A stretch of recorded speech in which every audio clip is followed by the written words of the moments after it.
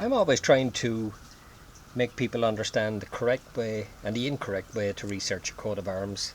And this week I got a chance to show you in more detail. Here is a coat of arms for Croker, one that I have painted this week on this nice piece of copper. It's English copper. It's going to be mounted on some American walnut.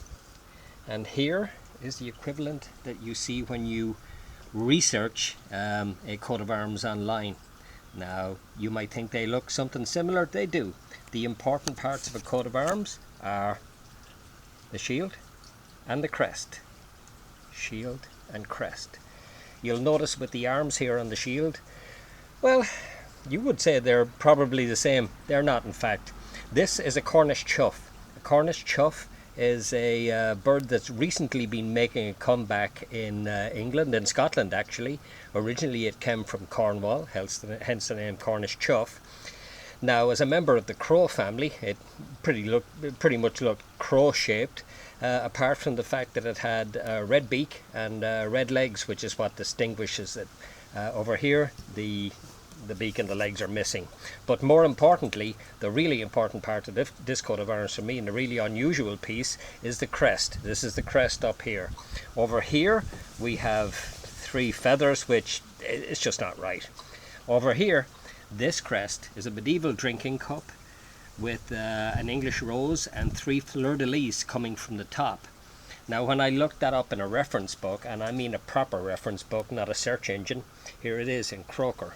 And it tells us down here that the crest was granted, this crest here was granted to John Croker, who accompanied Edward IV on a expedition to France, expedition meaning, with a view to war, in 1475.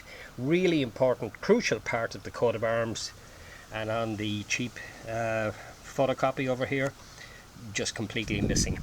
Something else that's missing, and an important part of any coat of arms and a rarity, is the family motto. Now on this one, here we are at the bottom. It's in Latin. I know it, I studied Latin in school. Deus alit eos. Now, if you don't, if your Latin isn't that good, here's a second reference book over here, Fairbairns. You look at Fairbairns and look at the they'll give you the Deus alit eos, God feeds them. Now, the reason for that being there is that the medieval idea was that God fed the ravens and all the members of the raven family, and on a coat of arms it was a symbol of death, meaning death to you, not to me. So there you go. That's how you research a coat of arms and reproduce it properly, and over here, improperly. Guess it's a matter of doing it right or not doing it right. So thank you, and here we go.